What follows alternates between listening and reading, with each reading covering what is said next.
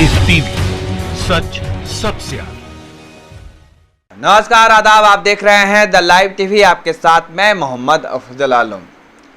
जब कभी भी भारतीय जनता पार्टी अपनी नाकामी को लेकर घिरती है, उनसे सवाल किए जाते हैं, तब उन्हें कांग्रेस पार्टी और नेहरू की याद आ जाती है। मसलन बढ़ती बेरोजगारी, गिरती अर्थव्यवस्था, बदहाल स्वास्थ्य व्यवस्था और चरमराती शिक्षा प्रणाली, इन तमाम जैसे मुद्दों को लेकर जब भी भारतीय जनता पार्टी घिरती है, उनसे सवाल पूछे जाते हैं, तो वो सीधे सीधे कांग्रेस पार्टी और नेहरू की को याद करने लगती है कि कांग्रेस पार्टी ने पिछले 70 सालों में कुछ किया ही नहीं और नेहरू की गलतियों का खामियाजा आज भारत भुगत रहा है। जो जीडीपी का ये हाल है, जो वो भारतीय जनता पार्टी भारतीय जनता पार्टी के नेता, टॉप क्लास के लीडर या प्रवक्ता टीवी चैनल पर बैठ करके ये बातें कहते हैं। खुद हमारे प्रधानमंत्री नरेंद्र मोदी ये कह चुके हैं और गृह मंत्री अमित शाह भी कई बार कह चुके हैं, तो ये सब हम देखने को मिला है।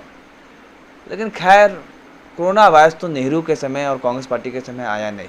अब क्या करें? अब तबलीगी जमात है ना, सबसे अच्छा तबलीगी जमात पे सारा आरोप मर दो और खुद को पाक साफ कर लो और जो जितने भी आरोप लगे हैं उन सब से बरी हो जाओ।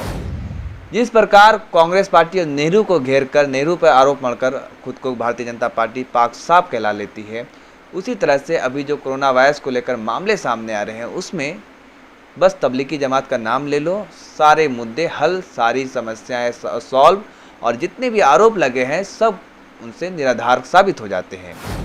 दरअसल मामला गुजरात का है। गुजरात के मुख्यमंत्री विजय रूपाणी ने पीटीआई को दिए अपने इंटरव्यू में ये बताया, कोरोना वायरस को लेकर महाराष्ट्र के बाद दूसरे नंबर पर इस वक्त गुजरात बना हुआ है और 4,500 से ज़्यादा मामले हो चुके हैं गुजरात में, और उसमें अकेले अहमदाबाद में 3,000 से ज़्यादा मामले हो चुके हैं।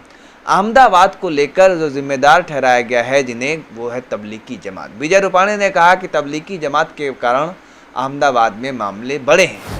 शायद वो भूल गए कि 24 फरवरी को नमस्ते ट्रम्प का कार्यक्रम 1 लाख से अधिक लोगों ने मोटेरा स्टेडियम में बैठकर किया था और 5,000 अमेरिकी आए थे भारत।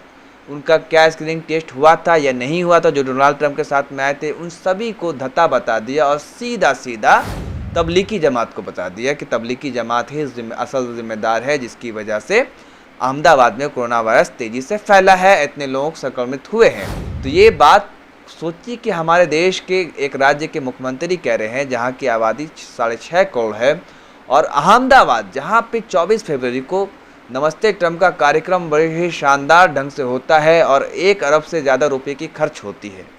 लेकिन अभी हाल ये है कि गरीबों के पास खाने को नहीं है और अपने आरोपों से मुक्त होने के लिए तबलीगी जमात सबसे अच्छा जरिया बन चुका है।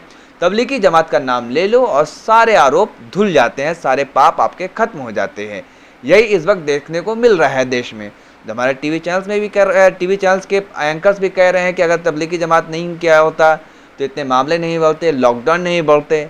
ये सब बातें वो कह रहे हैं, बता रहे हैं। लेकिन मामला सबसे पहले बता दें कि 30 जनवरी को आया था केरल के त्रिशूल जिले से और 12 फरवरी को राहुल गांधी ने चेताया, तब किसी के कानों पर जू नहीं रहेंगी और सब मस्त थे। और 23 मार्च को मध्य प्रदेश में सरकार की गठन हो रही थी, तब कहाँ सोए हुए थे। अपनी नाकामी को छुपाने के लिए दूसरे पर आरोप लगाना बहुत ही आसान है।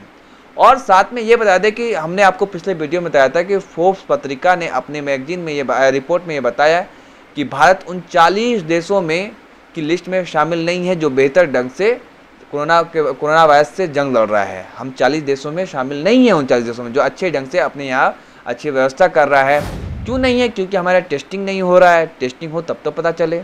और जो लोग संक्रमित है वो दूसरे को भी संक्रमित करे। क्वारंटीन सेंटर का अच्छा हाल नहीं है, इलाज का अच्छा व्यवस्था नहीं है। इन सब को लेकर जो रैंकिंग दी गई थी फोर्ब्स ने, उसमें बताया कि हिंदुस्तान 40 देशों की लिस्ट में शामिल नहीं है उस लिस्ट में।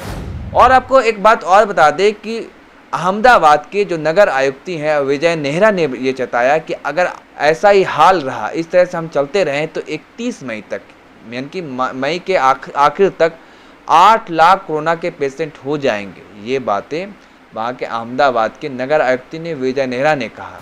गुजरात के जो मुख्यमंत्री हैं वो आसानी से अपने आरोपों से मुक्त होने के लिए उन्होंने तबलीगी जमात का नाम ले लिया। तो ये आप सोच सकते हैं कि कितना आसान हो चुका है अपने आरोपों से पाप होना, आरोपों से मुक्त होना, कि किसी एक समुदाय धर्म विशेष का नाम ले लो और एक जमात का नाम ले लो, बाकी मामला आप कहाँ थे साहब, आप क्या कर रहे थे, आपने क्यों नहीं टेस्टिंग की, आपने क्यों नहीं रोक लगाया, बहुत सारी बातें हैं। लेकिन निष्पक्ष होकर के अगर बात की जाए और निष्पक्ष होकर के काम किया जाए, उनके उन सवालों का जवाब दिया जाए, अपने आरोपों से मुक्त नहीं हुआ जाए, तो फिर बहुत जगह पे वो घिरते हुए दिखेंगे। क्योंकि 24 फरवरी को जो नमस्ते ट्रम्प का कार्यक्रम हुआ था, उसकी हाल को लेकर जो बताया जा रहा है कि नमस्ते ट्रम्प की वजह से जो 1 लाख से ज़्यादा लोग उसमें शामिल हुए, कहीं ना कहीं उसका एक बहुत बड़ा कारण है कोरोना वायरस फैलने का अहमदाबाद में। अहमदाबाद देश का सबसे बड़ा हॉटस्पॉट बना हुआ है इस वक्त। सबसे बड़ा जो कोरोना संकट का जो शहर है वो है अहमदाबाद, जहां पे अकेले 3000 से ज़्यादा मामले सामने आ चुके हैं और पूरे राज्य में 4500 से ज़्यादा मामले आए हैं, अकेले अहमदाबाद में 3000 से ज़्यादा। और आपको बता दें कि आज से लॉकडाउन और आगे बढ़ा दिया गया है 2 हफ्ते के लिए, 2 हफ्ते के लिए, जो 17 मई तक अब लॉकडाउन होगा। और साथ में आपको ये भी बता दें कि गुजरात में जो कौन से ज़िले, कितने ज़िलों को रेड जोन में घोषित किया गया है और ऑरेंज जोन में घोषित किया गया है और ग्रीन जोन में घोषित किया गया है। आपको बता दें कि अहमदाबाद समेत कुल 9 ऐसे ज़िले हैं जिसे गुजरात में रेड जोन में घोषित किया गया है। तो आप सोच सकते हैं कि गुजरात का क्या आलम है और कितनी बेहतर ढंग से हम वहाँ पे गुजरात सरकार लड़ाई लड़ रही है। इसके अलावा आपको ये भी बता दें कि 324 मामले पिछले 24 घंटे में आए हैं, जो अब तक सबसे ज़्यादा मामले हैं गुजरात में इस वक्त, सोच सकते हैं। दरअसल गौर करने वाली बात यही है कि बीजेपी के जिन जिन राज्यों में सरकार है, वहाँ का हाल बहुत ही खस्ता है। चाहे मध्य प्रदेश हो, मध्य प्रदेश का इंदौर सबसे ज़्यादा हॉटस्पॉट बना हुआ है इस वक्त देश के सामने और विकट परिस्थिति है वहाँ की, उसके लिए किसे जिम्मेदार ठहराएंगे। अहमदाबाद में तो आपने तबलीगी जमात का नाम ले लिया और आप देखेंगे तो इसी तरह से बीजेपी के कई ऐसे राज्य हैं जहाँ पे कोरोना वायरस के ज़्यादा मामले सामने आए हैं और अपने आरोपों से मुक्त होने के लिए तबलीगी जमात का सहारा बीजेपी सरकार ले रही है। बेहतर यही होता कि विजय रूपाणी खुलकर ये कहते कि उनकी सरकार कोरोना वायरस से लड़ने में सही ढंग से शक्ति पेश नहीं कर पाई और सही ढंग से वो लड़ाई नहीं लड़ पाए, इस वजह से ये मामला सामने आया है। और 24 फरवरी जो डोनाल्ड ट्रंप का कार्यक्रम हुआ नमस्ते ट्रंप, कोरोना वायरस को फैलने में और संक्रमण में एक जिम्मेदार माना जा सकता है, ये बातें कहना चाहिए। लेकिन उन्होंने सीधे सीधे तबलीगी जमात का नाम लेकर ये कह दिया कि तबलीगी जमात ही जिम्मेदार है कोरोना वायरस फैलाने में। तो आप सोचिए और देखिए कि क्या हो रहा है। जो अब खुद को संभाल नहीं पा रहे, खुद के राज्य को, तो वो दूसरे के ऊपर किस तरह से आरोप मढ़ रहे हैं। धन्यवाद। लाइव टीवी, सच सबसे आगे।